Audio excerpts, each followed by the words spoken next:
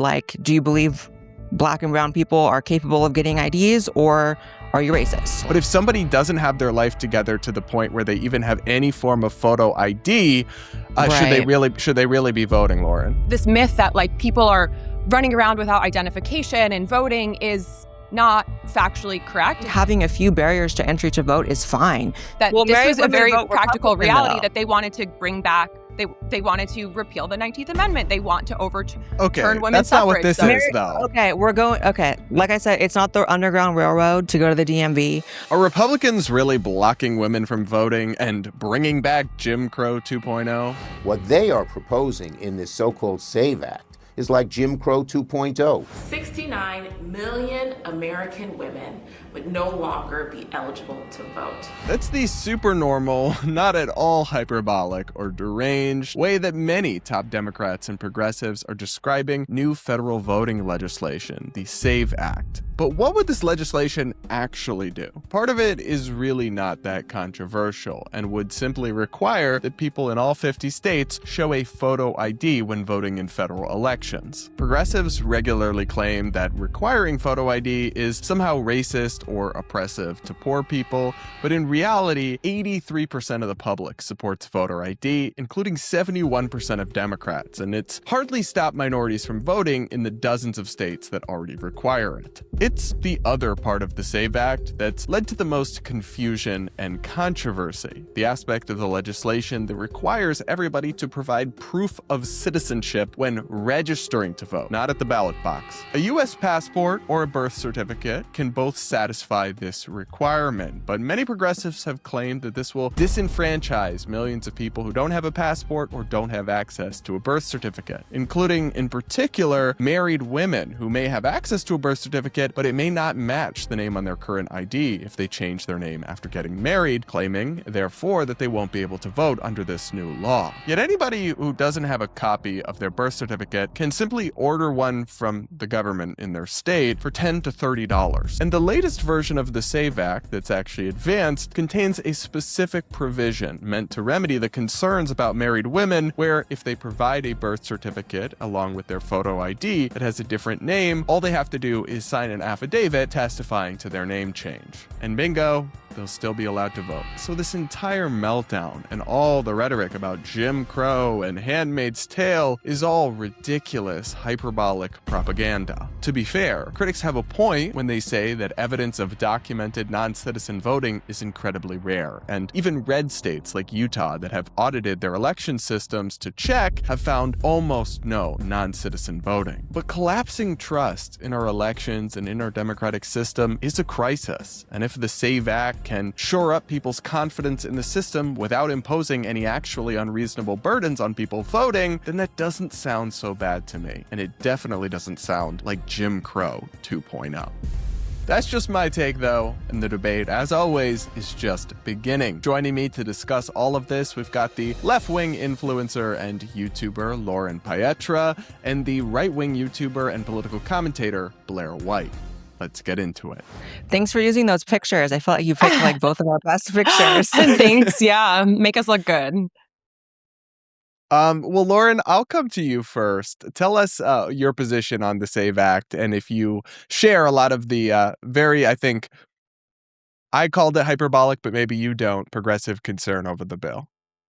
So listen, I think as a concept, the SAVE Act is not super extreme or insane, but once you start to peel back the layers and realize how restricting this is going to be, in particular for women who have been married and changed their last name, or poor voters or people in rural areas, this is going to restrict their participation in democracy. And that includes conservatives too. So I am against the SAVE Act. I think the outrage around people who are not documented citizens or not citizens of the United States voting is it's a farce. And we need to focus on the real challenges that are tackling our election integrity, which is voter interference and other things. But it's not this. We don't need a SAVE Act. Okay, Blaire, just let your big picture take on this one. Yeah, I think that every election, regardless of which side wins in both sides don't like to, own up to this, and both sides think the other side has a monopoly on it, but both sides always complain that the election was rigged when they lose. Whether it was obviously a January 6th, as we can say on my side, whether it was on, the Democrat side, you have Hillary and others talking about Russian collusion for years on end, which we just now finally had confirmation was a complete hoax and a complete lie. Or this last time about how it must have been Elon rigging it for Trump. This is a phenomenon that happens each and every time. And so anything that secures the election, or at least takes part of the argument and the complaints off the table, which people do have fears and complaints about illegal citizens, regardless of where the numbers line up for how often it happens, voting. Why not take it off the table? Also, important to note that almost every democracy in the world does have voter ID requirements for people when they vote. So America is actually one of the rare exceptions in the first world for countries that don't do this. And so long as we would like to believe that we're leading the world on this, democratic frontier, I think we should absolutely have it. When it comes to name changes, that's something I have a lot of experience with, not for marriage reasons, but I changed my entire name.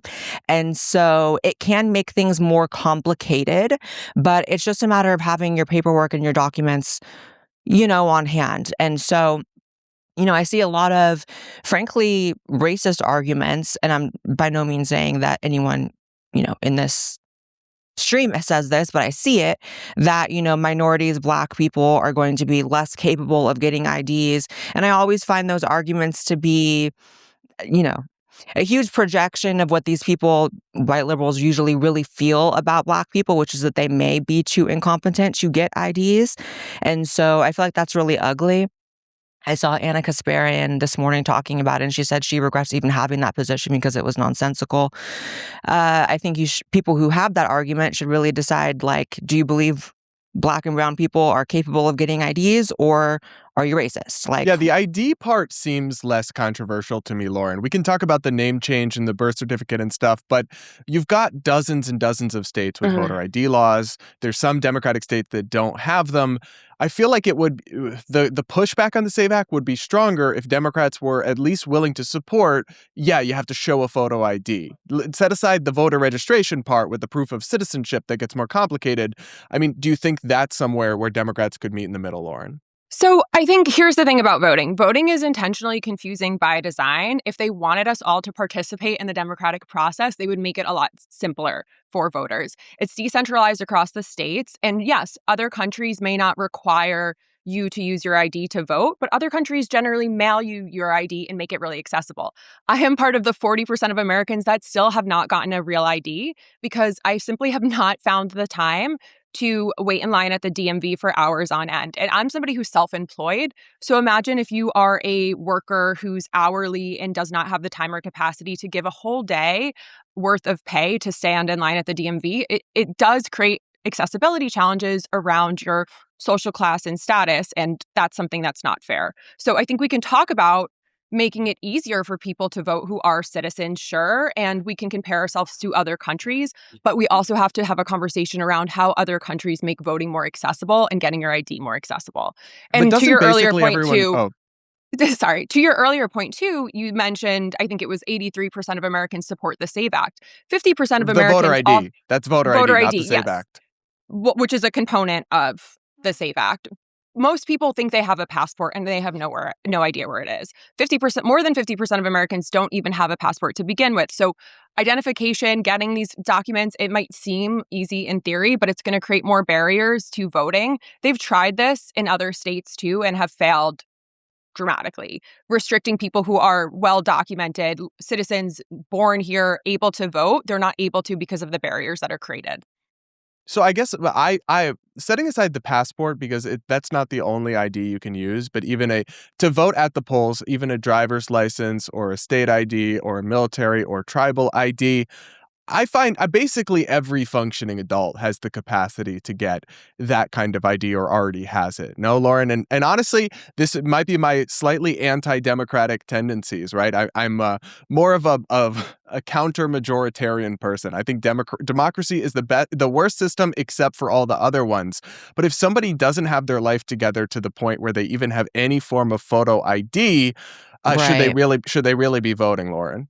40% of Americans don't have a real ID. So that's a large portion of Americans. And what I will say too, anyone who claims to say that they know the ins and outs of each voting in every state is full of shit. I was an election worker. I was a vote center clerk in California, and I worked the polls in Los Angeles during the 2024 election. That training is thorough, days long, and very complicated. And the laws vary by state, by what type of voter you are, if you're voting provisionally, if you're voting conditionally, or if you're voting by mail. So all of these things, many states do have laws in place where when you are a first-time registering, you have to show a form of ID. So this myth that like people are running around without identification and voting is not factually correct. And I would like to ask you both, like, can you give me some data points or statistics on this problem or this illusion of undocumented people voting and disrupting our elections? Because by the numbers, it is so insignificant of an issue. And when we look at cases in Georgia where they investigated this,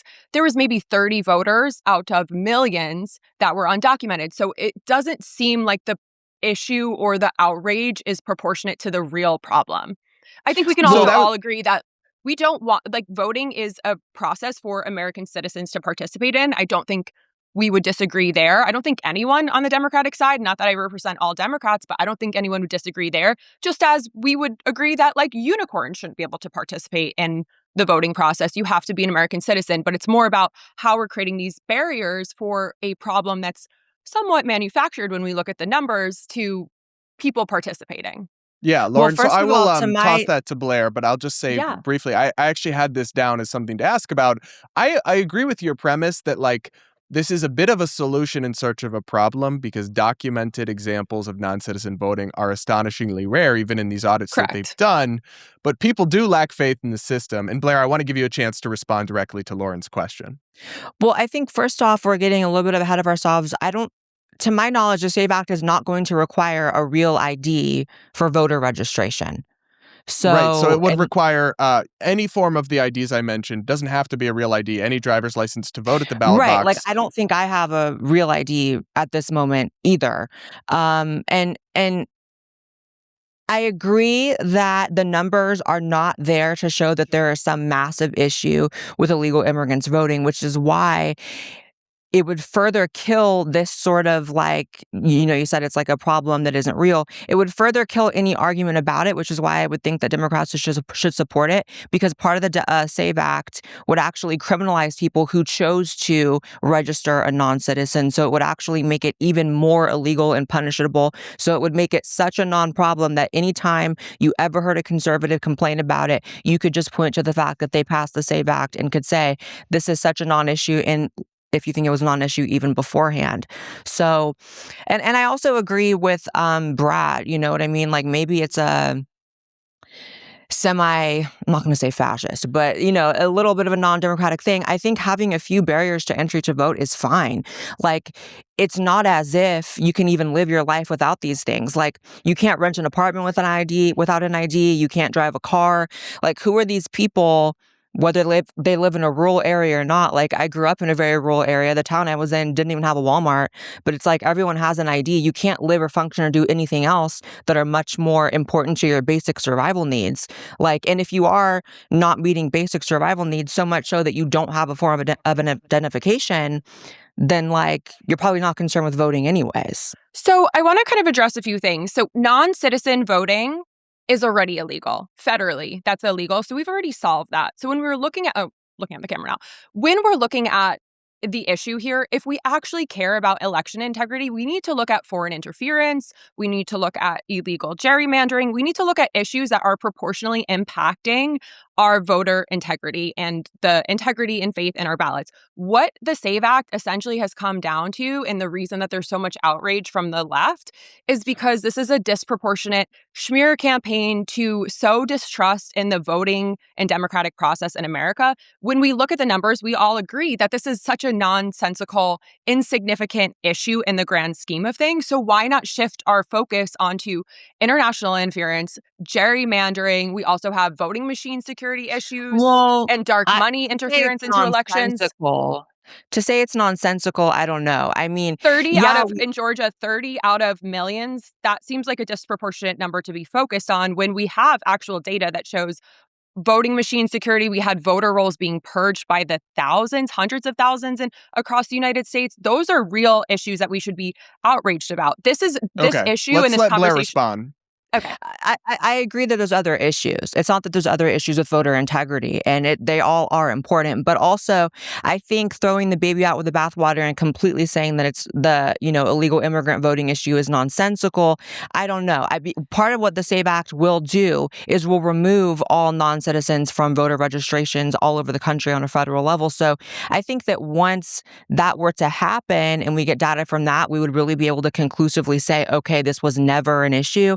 But I know we keep pointing to Georgia and that's great, but on a federal, countrywide level, we've never really dived super deep into the how many people truly are legal citizens versus non-voting in elections. And as someone who was born and raised in California and voted there until I moved to Texas briefly, the elections are just a mess. The way the mail-in was handled, it was so rife with fraud. I think that while there are other issues, I guess I just don't see the downside, and it's kind of why not?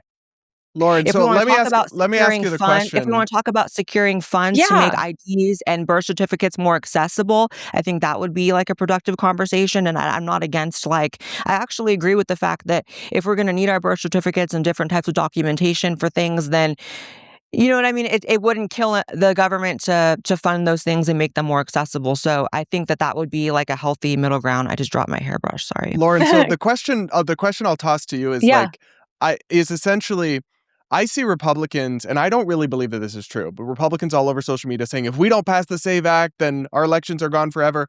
If they do pass it, they're still going to lose, I think, in 2026 by a lot. And then they won't have any excuses or bullshit. They'll have gotten the reforms they want and they will still lose. I don't think it will meaningfully suppress the vote. I mean, I remember Biden saying that Georgia's 2021 election reforms were Jim Crow 2.0 and they were voter suppression. And then in 2024, Georgia broke voting records for the highest number of votes ever recorded.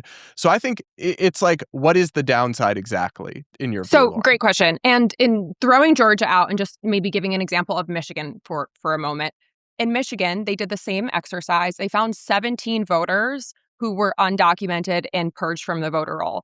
When we introduce new barriers to gaining access to the democratic process into voting, we can look at restricting up to 21 million Americans who don't have proper documentation.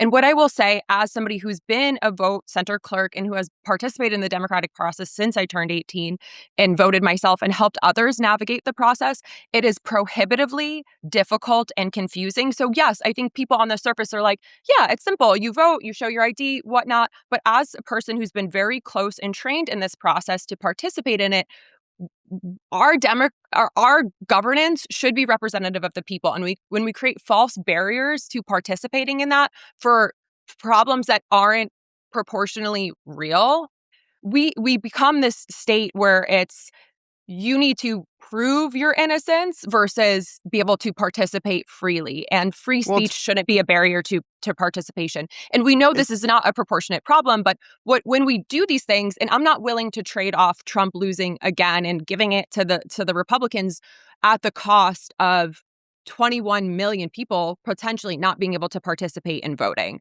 Why would they not be able to vote, though? What don't they have access to that they would need?